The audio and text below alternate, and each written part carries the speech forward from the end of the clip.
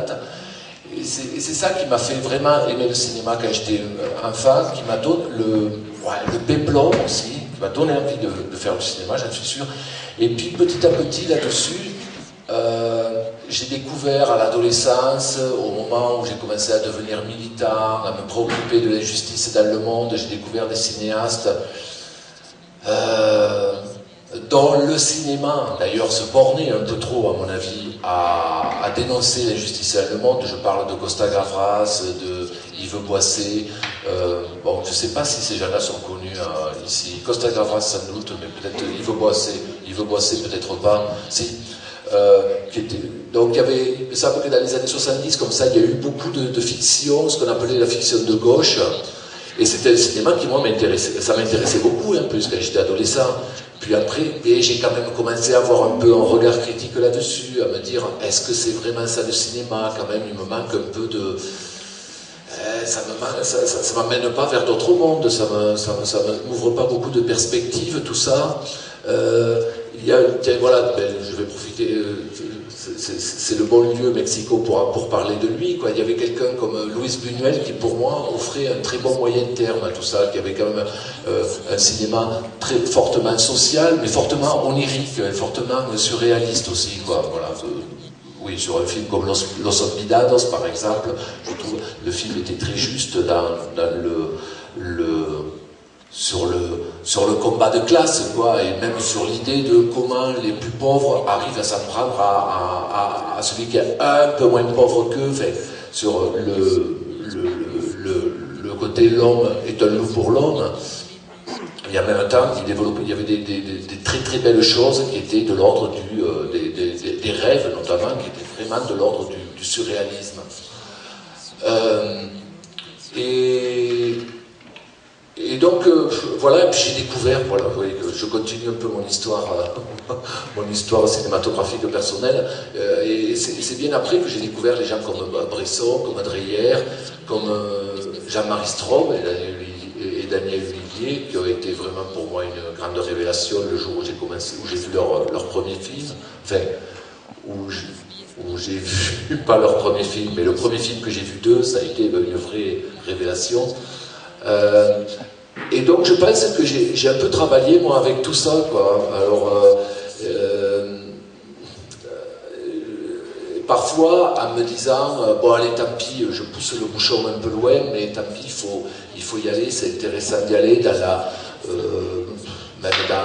même dans des choses qui étaient que je juge même aujourd'hui comme étant beaucoup trop fantaisistes, quoi, ou peut-être qui n'oscillent pas. Enfin, par exemple, je prends l'exemple du téléphone de Voici venu le temps.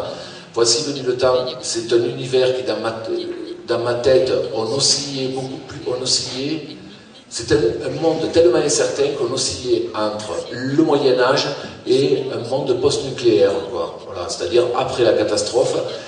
Et je trouve que... Alors c'est un film que j'ai tendance à beaucoup critiquer, quoi. C'est un pari qui n'est pas tenu au niveau de la réalisation, quoi. Je trouve que dans la réalisation, comme tu le disais, Roger, c'est vrai qu'on a beaucoup plus l'impression d'être dans le Moyen-Âge et d'avoir des éléments de notre réel qui sont de notre... oui, des problématiques d'aujourd'hui qui sont réinfusées là-dedans, quoi. Voilà. Je trouve que ce mélange de monde mythique et de notre quotidien le plus prosaïque d'aujourd'hui, je trouve qu'il est réussi dans Du soleil pour les gueux, mais moins dans Voici venu le temps. Et alors après, c'est pourquoi fondamentalement, effectivement, je me suis mis à mélanger ça, tout ça, parce que c'est vrai que j'ai commencé plutôt par la partie je prends le réel, je prends le quotidien, et puis je prends même mon quotidien à moi, et j'essaie de l'amener ailleurs. Et puis un jour je me suis dit, tiens non mais en fait, ça serait vachement intéressant de parler de mes choses, de mes préoccupations vraiment intimes, de mes préoccupations au travers de choses qui ont déjà été vues, du cinéma de genre. Et c'était comme si je voulais parler de mes préoccupations et de mes angoisses d'homme adulte, tout en gardant quelque part mes rêves d'enfant. Et je pense que dans le cinéma, il y a un enjeu comme ça qui, moi, me plaît beaucoup, quoi. Il faut pas... Enfin, dans le cinéma, en règle générale, peut-être pas, mais en tout cas, dans mon cinéma, il y a...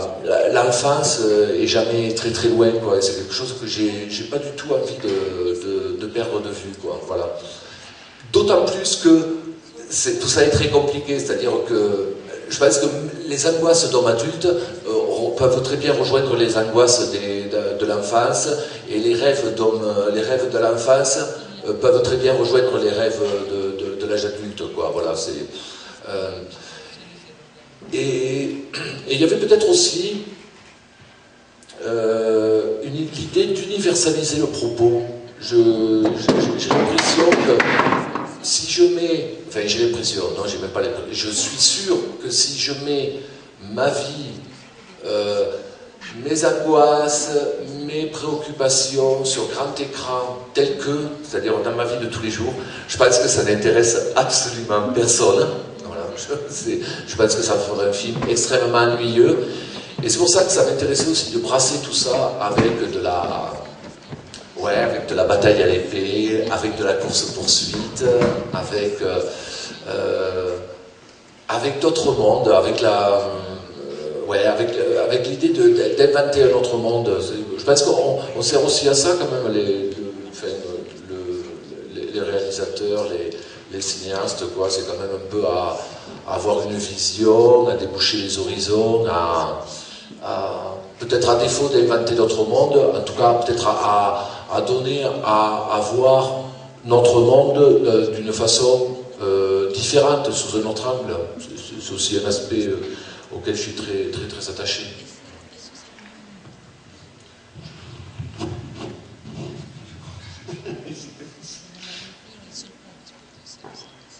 Ah, sí.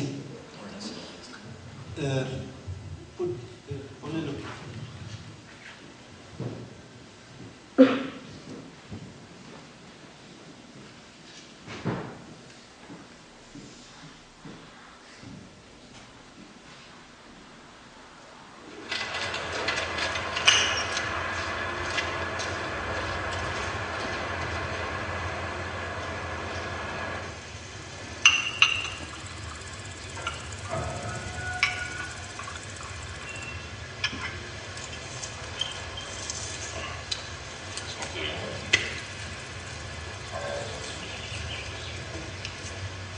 Je vais chercher un café, quelqu'un en veut un? Non, merci. Bon, personne n'en veut? Bon, j'y vais.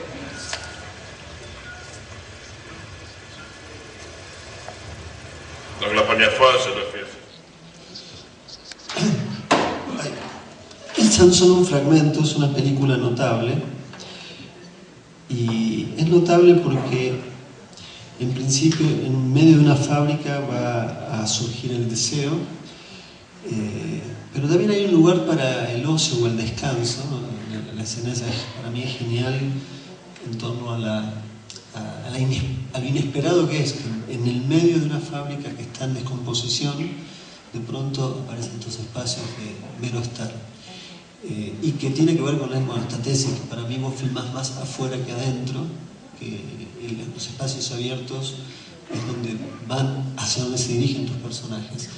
Me gustaría preguntarte sobre esta película en particular. Bueno, fue una película que Godard en su momento en el Festival de Cannes dijo que era la mejor película que había visto.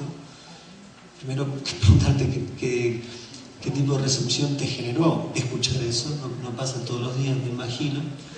Y en segunda instancia es una cosa muy rara, porque es una película proletaria, es una película sobre el trabajo, pero en el trabajo siempre hay lugar para el deseo y al mismo tiempo hay lugar para el descanso, ¿no? Entonces, las películas sociales sobre fábricas no suelen ser así.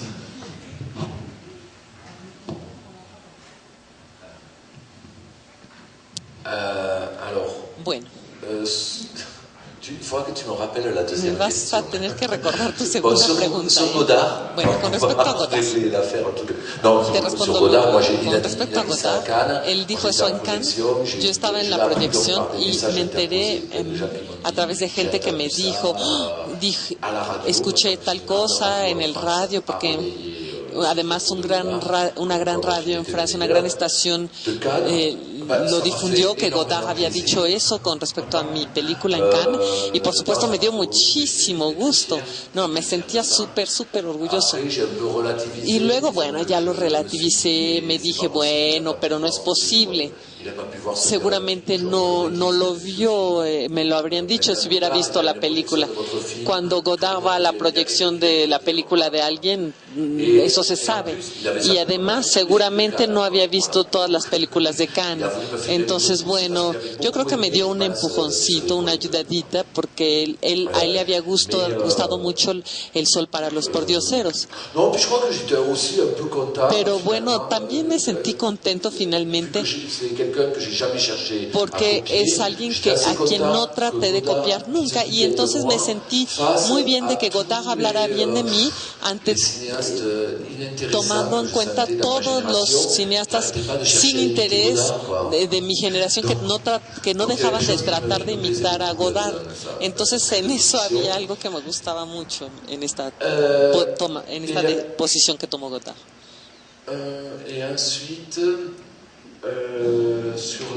Ahora, con respecto a la fábrica, el deseo, el trabajo, bueno, este viejo sueño que se mueve no es una película sobre el fin del trabajo, sino que realmente es una película sobre el fin de cierto mundo obrero. Insisto, cierto mundo obrero, porque para mí el mundo obrero no ha desaparecido ni va a desaparecer pronto. En Europa nos tratan de hacer creer que va a desaparecer, pero no, sigue existiendo. Pero yo quería hablar del fin de este mundo obrero que viene de la revolución industrial, que era el mundo obrero que yo y otro habíamos mistificado como si fuera el mundo que podía cambiar el mundo, estaba directamente. Donc je voulais faire un film, si je voulais faire un film sur le travail, mais c'est pas vraiment un film sur le travail parce que de toute façon ils ne font rien, l'usine va fermer, il n'y a rien à faire, donc ils font plus des siestes au soleil, ils passent leur temps à bavarder, la dizaine d'ouvriers qui restent encore dans cette usine.